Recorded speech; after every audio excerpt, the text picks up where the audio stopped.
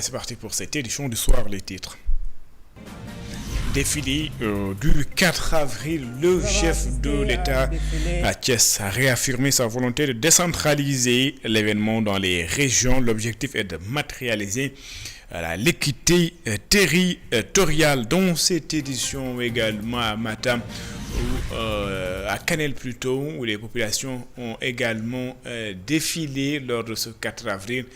Donc sur place, le préfet a demandé aux populations donc de collaborer avec les forces de défense et de sécurité. Dans cette édition également, nous allons parler du message de Pâques de l'archevêque de Dakar, Monseigneur André Gueye, qui appelle au dialogue face à la crise socio-économique. Il invite les acteurs à se retrouver autour d'une table pour trouver des solutions. Il n'a pas d'ailleurs manqué de prier pour la paix dans le monde dans un contexte de conflits multiples. Voilà pour les titres. Le développement, c'est dans une poignée de secondes.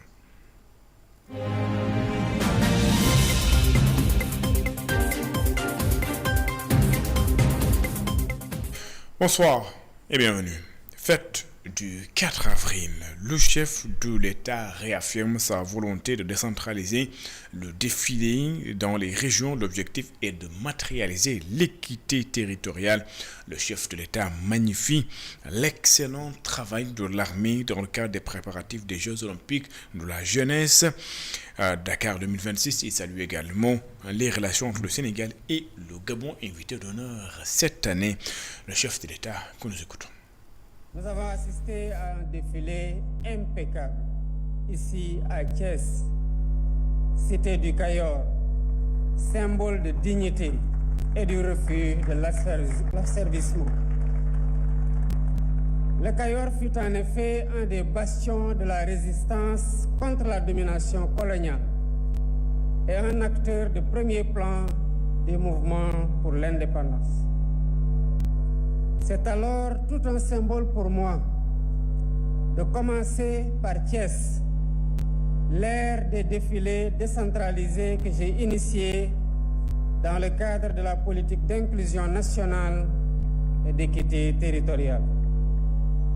Je tiens à remercier chaleureusement notre hôte, le président de la République gabonaise, mon frère Oligui Nguema, qui a bien voulu honorer de sa présence cette cérémonie.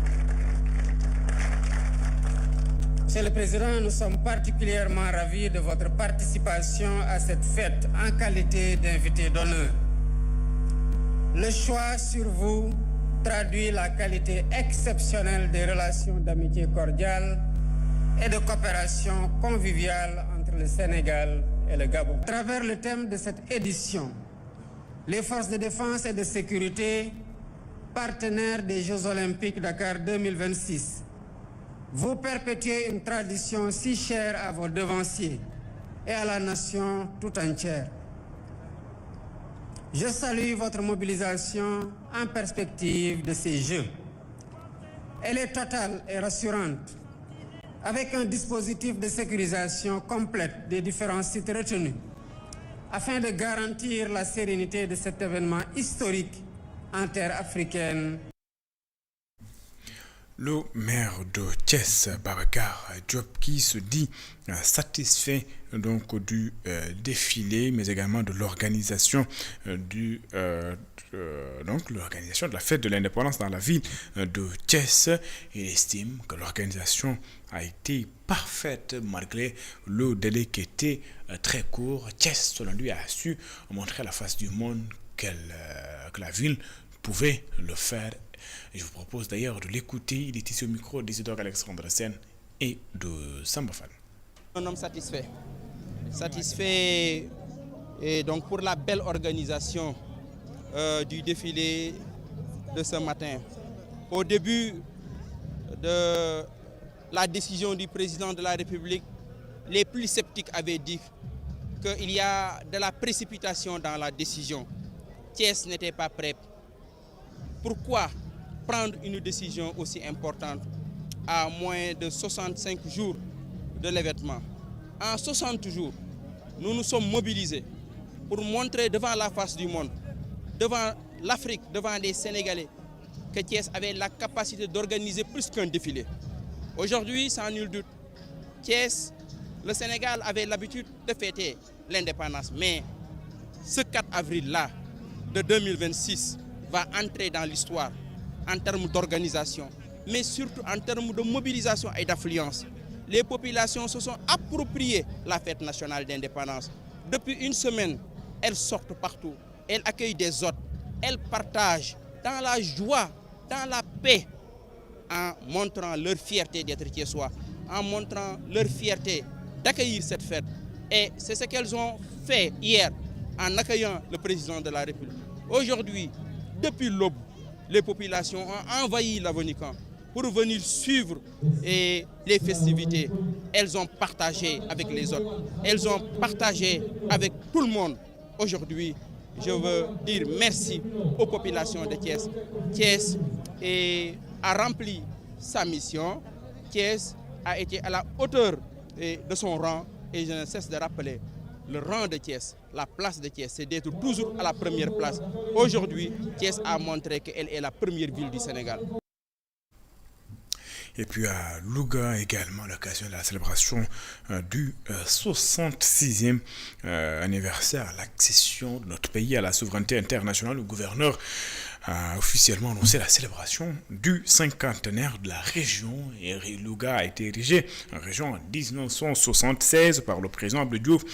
La localité compte ainsi rendre hommage à tous ceux qui ont contribué à bâtir une région solide. Je vous propose de suivre les explications de Ndeye Nguena Motiere, gouverneur de la région de Louga, ici au micro de Mamoudou Ndiaïba.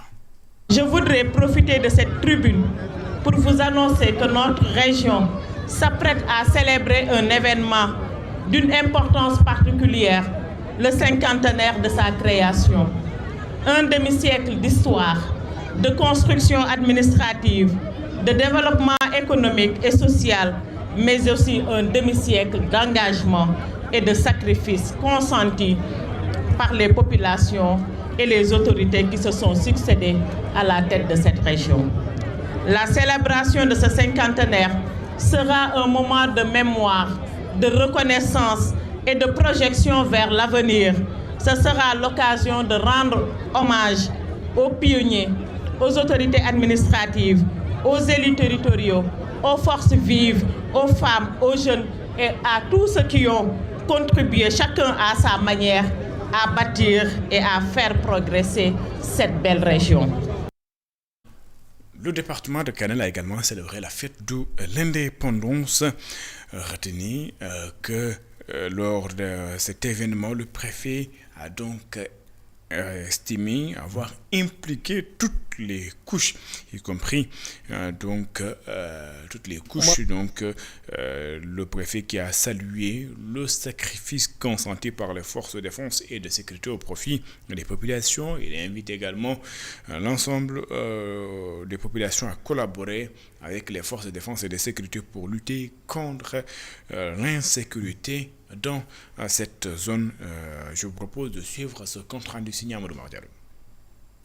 C'est avec l'implication de toutes les couches sociales et des unités de l'armée que le chef-lieu départemental de Kanel a célébré le 66e anniversaire de l'accession du Sénégal à l'indépendance. Absente sous les projecteurs de la célébration depuis 2019, pour cette édition, la capitale du Damga a mobilisé tous les moyens nécessaires pour la réussite de l'événement. L'autorité préfectorale a profité de la tribune pour saluer les sacrifices consentis au quotidien par les forces de défense et de sécurité au profit des populations. Permettez-moi de saisir cette occasion pour magnifier les sacrifices et les efforts immenses déployés nuit et jour par les forces de défense et de sécurité pour assurer la défense de notre territoire, la sécurité et l'ordre public, parfois au prix de leur vie. Il me revient de souligner l'engagement et la détermination des commandants des brigades de gendarmerie de Kanel, de Ndendori, de Waoundé et de Semé, qui, sous l'autorité de leur hiérarchie, veillent avec efficacité sur la sécurité des populations et de leurs biens partout dans le département. Face à l'émergence de nouveaux défis et aux menaces sécuritaires auxquelles la zone est confrontée, le chef de l'exécutif départemental de Kanel appelle les populations à collaborer avec les forces de défense et de sécurité pour lutter contre le fléau. Nous leur devons appui et collaboration sincère pour la réussite de leur mission dans cette vaste zone confrontée à l'émergence de nouveaux défis et menaces sécuritaires. Le gouvernement en est conscient et ne ménage aucun effort pour renforcer les moyens, les effectifs et le maillage sécuritaire. J'en appelle à plus de collaboration et de partenariat. Comme le suggère d'ailleurs le thème de cette année, les forces de défense et de sécurité partenaires des Jeux olympiques de la jeunesse Dakar 2026. Cette célébration, marquant la 66e édition de l'accession de notre nation à la souveraineté internationale, a été marquée dans la province du Damga par un défilé multisectoriel, comme la participation des unités de l'armée, des différents établissements du département, des jeunes Jakartaman, des éleveurs, agriculteurs et pêcheurs. Une particularité qui donne une autre image à la circonscription de Kanel.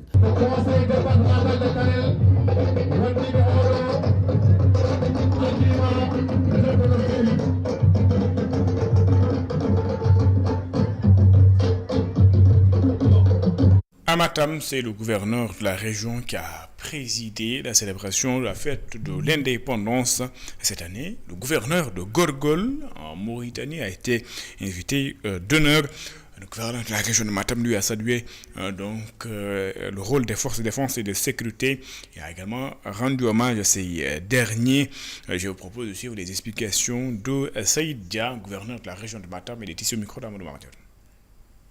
C'est pas scandé avec rigueur par la jeunesse au rythme solennel de la musique militaire traduisent avec éclat leur détermination à porter haut les idéaux et l'excellence des Jeux olympiques. Ce qui s'inscrit en parfaite cohérence avec le thème retenu, force de défense et de sécurité, partenaire des Jeux olympiques Dakar 2026. Ce moment de haute portée symbolique nous invite d'abord à un devoir de mémoire.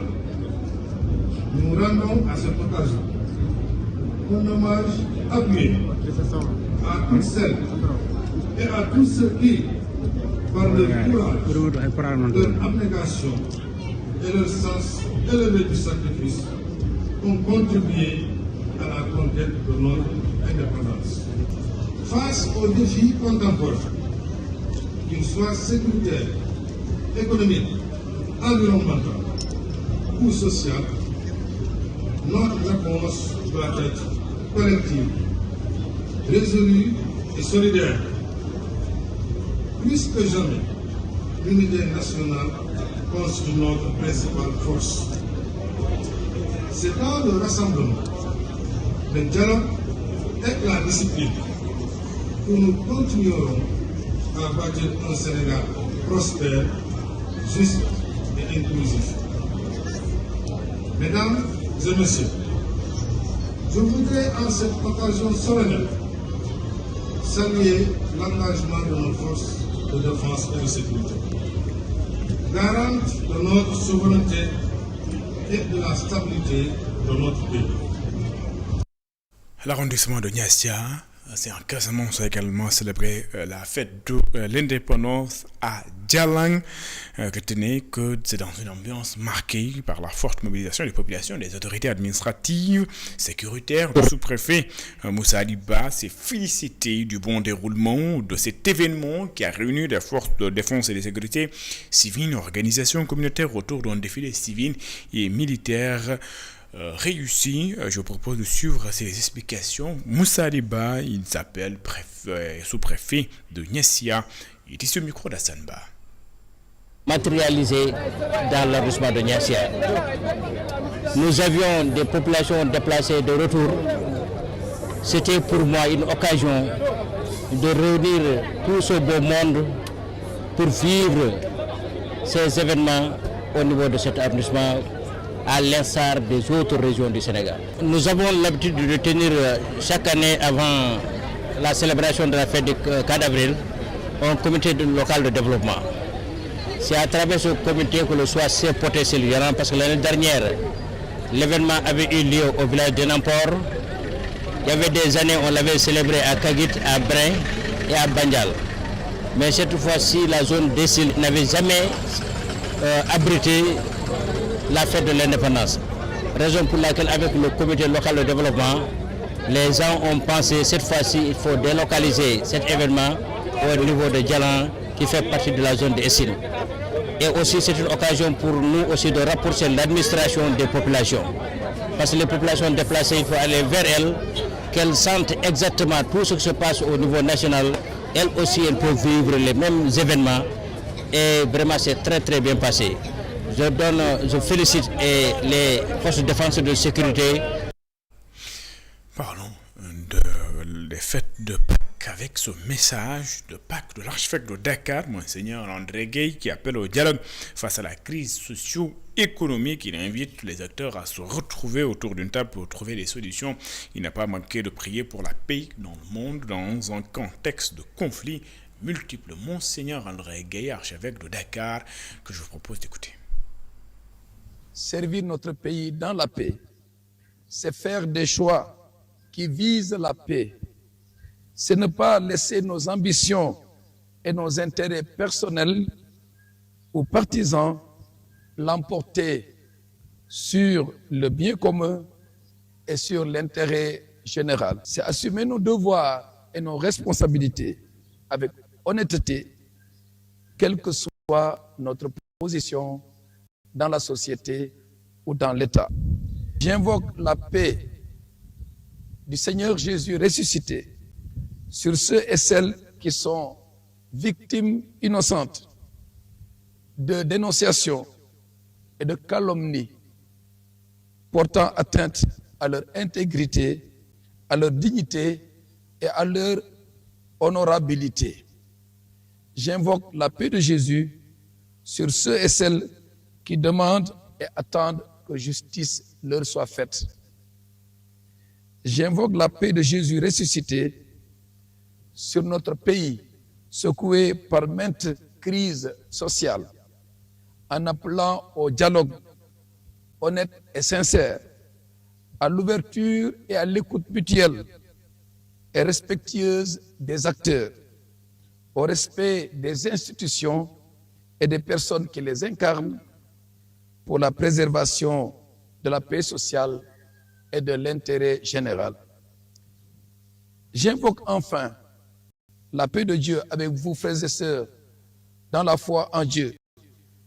J'invoque la paix de Jésus sur le monde qui souffre de l'illusion d'une paix imposée par le conflit meurtrier et destructeur de la guerre et de l'usage de la force. L'Agence nationale des affaires maritimes a d'ailleurs lancé son plan national, son plan d'action plutôt national de décarbonisation du secteur maritime, une initiative stratégique portée par le directeur général.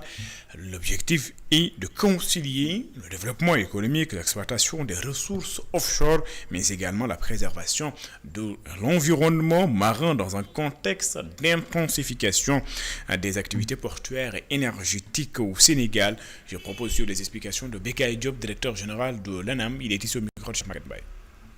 Atelier sur la décarbonation, mais lié principalement avec un projet phare qui s'appelle Green Voyage 2050. C'est arrivé à 2050 avec une décarbonation totale. C'est proche, mais c'est loin aussi. Nous comptons y arriver à plein pied avec des ambitions qu'on s'est fixées bien avant et qui sont très atteignables. Pour qu'on y arrive, forcément, il faut qu'il y ait un plan d'action national qu'on appelle le PAN. Et ce plan d'action national donc, a plusieurs étapes. Et sur chaque étape, si on arrive à valider et y arriver pas à pas, nous espérons quand même à l'horizon 2050 d'arriver à une décarbonation totale. L'OMI, l'Organisation maritime internationale, qui est l'ONU dans le domaine maritime, donc le Sénégal a été choisi parmi tous les pays du monde pour accueillir cet atelier de Green Voyage 2050. On va regarder là où se trouvent les risques, cartographier les risques, documenter, en discuter pour arriver à plus de 15%. Donc nous, en premier, donc, on va essayer donc, de ratifier ces traités parce qu'on ne peut pas prétendre arriver à 2050 à zéro de gaz à effet de serre au niveau maritime et ne pas pouvoir ratifier ces traités. Donc on y travaille avec donc, le ministère des Affaires étrangères. La quasi-totalité des navires ici au Sénégal, par exemple, circulent avec du gasoil donc modifié. Dans 2 ans, vous allez voir deux chaloupes qui sont déjà commandées, qui vont faire donc, la traversée Dakar-Gorée, des chaloupes hybrides, c'est-à-dire électricité et gaz. Le chef de l'État, lors de son adresse à la nation d'hier, a donc revenu sur la crise universitaire. Bassirou Diomaye Diakhar Faye théorise la refondation du système pour finir avec les problèmes dans l'enseignement supérieur. Pour le chef de l'État, le sauvagement des années est à l'origine de cette situation. Selon lui, les réformes engagées par le ministère de l'Enseignement supérieur ont pour objectif de régler ce problème. Le chef de l'État que je vous propose d'écouter. Les récents événements douloureux survenus à l'université Cheikh Anta Diop de Dakar est marqué par le décès tragique de l'étudiant Abdoulaye Ba, paix à son âme, renseigne sur les vulnérabilités de notre système d'enseignement supérieur. L'université sénégalaise, malgré sa grande résilience, démontrée à maintes reprises, doit être repensée. Face aux fragilités du système d'enseignement supérieur du fait de la massification des effectifs d'étudiants, de l'insuffisance du nombre d'enseignants, chercheurs et des infrastructures, des corrections s'imposent pour un redressement de la situation. Il est impératif de procéder à une refondation de l'enseignement supérieur. C'est cette exigence qui m'avait amené à instruire la tenue des assises dans le sous-secteur de l'enseignement supérieur et l'élaboration de l'agenda national de transformation de l'enseignement supérieur, de la recherche et de l'innovation en TESRI, dont l'adoption donnera une feuille de route pour une université pacifiée, compétitive.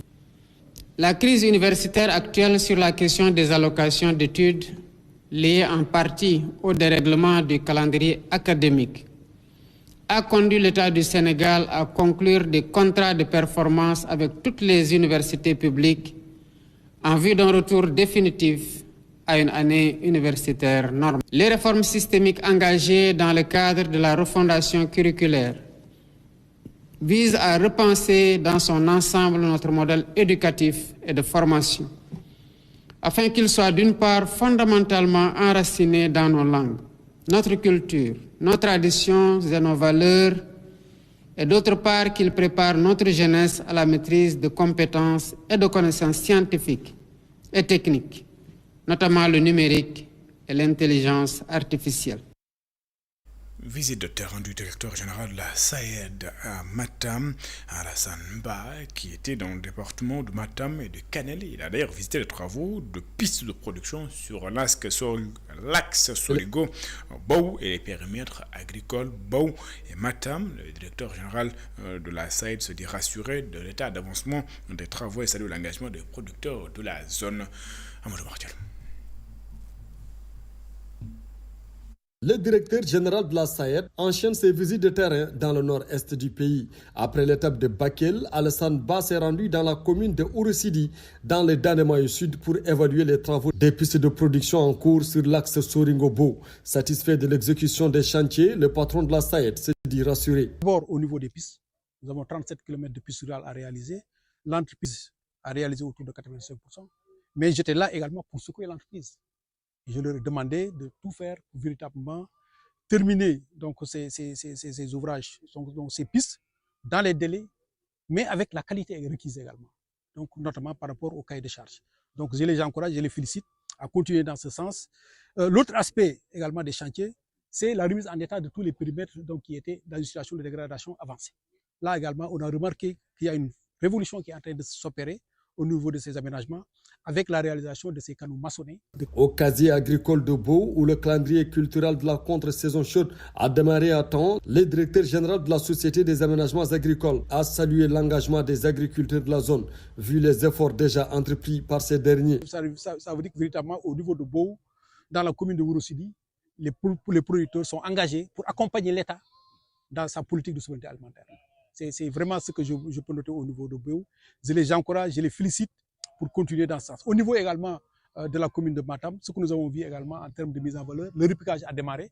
Ça veut dire également que les producteurs qui avaient pris des engagements après la remise en état de la station sont aujourd'hui en train de respecter leur engagement et également la CED est à leur côté pour les accompagner. Toutefois, les producteurs n'ont pas manqué d'énumérer quelques contraintes auxquelles ils sont confrontés. On avait prévu 130 tonnes d'urée pour le magasin de Beau, mais on n'a reçu que 50 tonnes pour le moment.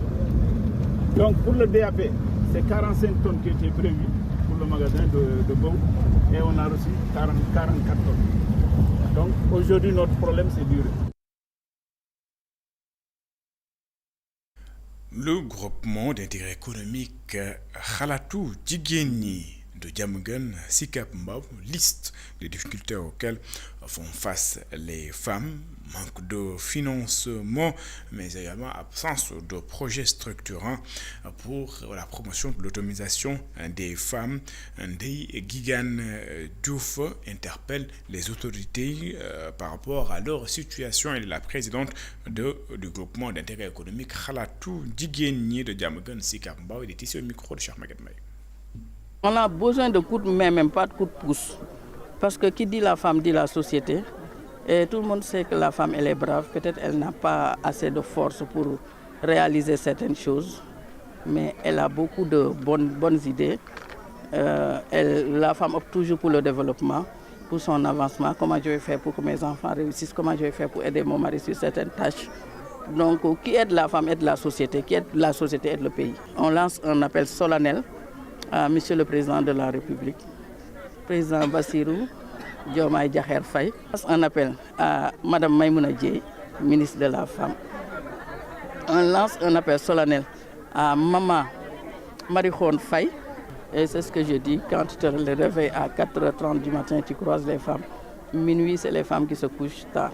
Les femmes se lèvent tôt et se couchent tard, rien que pour apporter une pierre à l'édifice et aider leurs maris, leurs femmes et voilà, avoir une meilleure condition de vie. Donc vraiment, c'est un cri de cœur pour moi parce que moi je suis féministe, je suis pour les dames, pour qu'on puisse aider les femmes, franchement. Ça me tient à cœur. Si on peut avoir la mairie, pourquoi pas. Mais dans la vie, il faut toujours oser, il faut viser la ligne. Si tu la rates, tu décroches une étoile. Donc bon, comme les municipalités, ça s'approche. Bientôt c'est 2027. Mais pourquoi pas 2029, on va descendre sur l'arène. Pour prendre le palais dans les mains des... C'est la fin de cette édition. Merci de l'avoir suivi. Excellente suite de programme sur les antennes d'ITV.